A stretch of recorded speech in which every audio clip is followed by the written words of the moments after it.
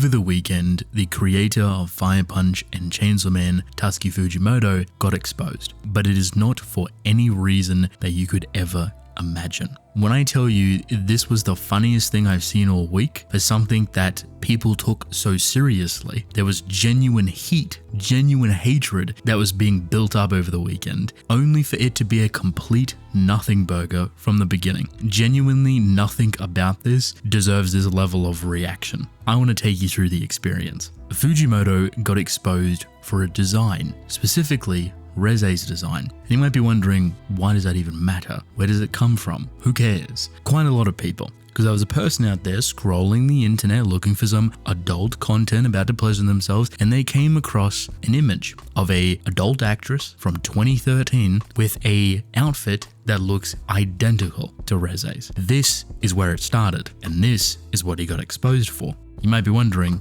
what is this adult video? Is it like controversial? Is it really bad? No, it is just typical adult content. But this hit a nerve for the Korean Chainsaw Man community. They were not vibing with this situation at all. And it turned into this massive witch hunt. Fujimoto is a gooner. He's a pervert. He's a weirdo. Why would he create Reze's character based off this adult content? First and foremost, Fujimoto has always been a weird guy. Like, he's not shy about it. He doesn't try and hide things. If you've read his stories or read his interviews or read the interviews of how people talk about him, the one most consistent thing that everyone talks about is how he is a weirdo. And not in like a creepy, uncomfortable way, like he's out there. If you've read Fire Punch, if you've read Chainsaw Man, if you've read any of his one-shots, they all have a bit of weird, whimsy, wacky, out there stuff that really doesn't need any more explanation. You kind of just boil it down to Fujimoto being Fujimoto. Some people have issues with that.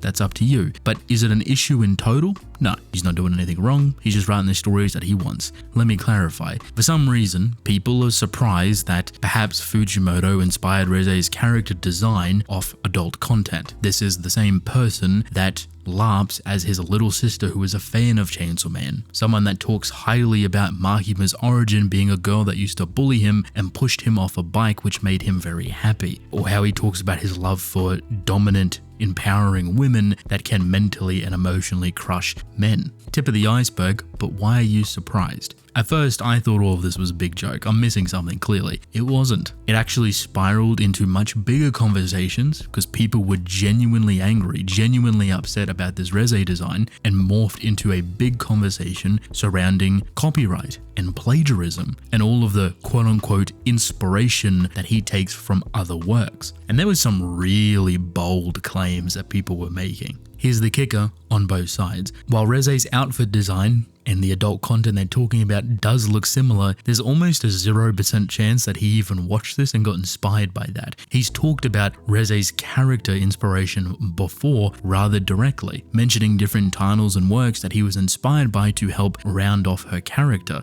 And upon building it, the name and the character design come naturally. The other side is that if he is inspired by random adult content that has an outfit kind of similar and even a similar name, who cares?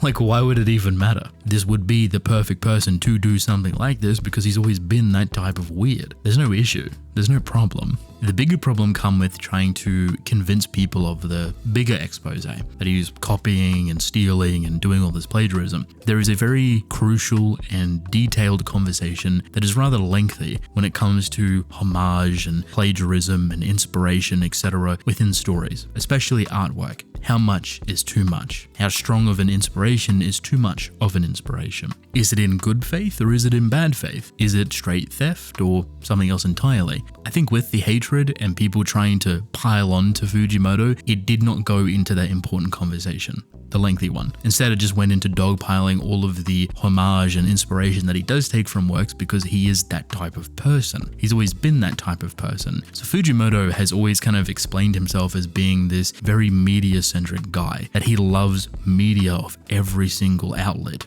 music, movies, TV shows, games, other pieces of artwork, literature, plays, you name it. Whatever type of creative field you can think of, the man has probably been inspired by it, and it shows in all of his works. Probably one of the more noticeable ones that you might know of is the Pochita character design. Not the dog, the full-armored one. It's directly inspired by Abara, by Nihei Tsutomu, someone that he directly states is a very big influence on his works, because he's a lover of Nihei, which, to be honest, who isn't? There is an endless amount of authors inspired by Nihei. That is a good thing. And yes, they do look similar, there is inspiration, but it's not theft. And I wouldn't argue it's plagiarism. He directly quoted his influence. He's not claiming that he is the original sole creator of this type of design that is Pochita's full armor form, and he shows a lot of love for the type of inspiration or homage he does play for other works when he gets the opportunity. I think a lot of the time you can sit down and twist the narrative surrounding inspiration and homage and easily paint more of the negative conversation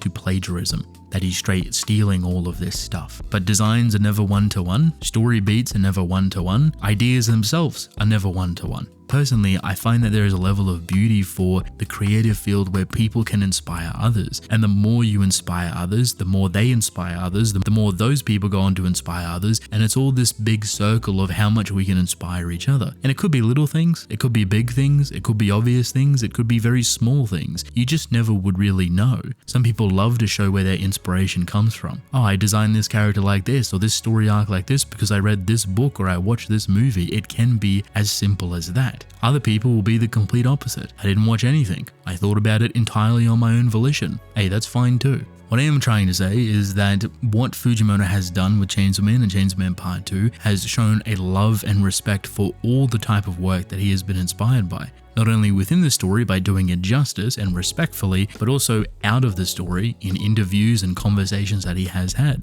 These are great things. He pushes people onto other great things, stuff that he loves and he enjoys. When it comes to the Reze stuff and that potential inspiration, which I don't think is real, but who cares if it was? At the end of the day, who does care? It's not affecting anybody. It's not a problem. It's not an issue. It's his own personal time, his own personal inspiration. And if that's where he got it from, that's where he got it from. It doesn't change Reze as a character. It doesn't change the way you would view Reze as a character. At most, if it were true, it's a change of the name and clothes design. That's it. Reze is a phenomenal character and arguably one of the best story arcs and characters within Chainsaw Man as a whole. Some of the best work he's done has been with Reze and the relationship that she builds with Denji. I don't know why people would be surprised that Fujimoto is a weird guy. I don't know how long you've been around the Chainsaw Man community. I don't think you've ever read Fire Punch. There is more problematic stuff in Fire Punch than there is in Chainsaw Man. But if Chainsaw Man is where you draw the limit, don't go backwards. Don't even read his one-shots. You might not be able to handle those either. To be honest, maybe Chainsaw Man isn't that story for you. Maybe you're just looking for some random reason to hate Fujimoto.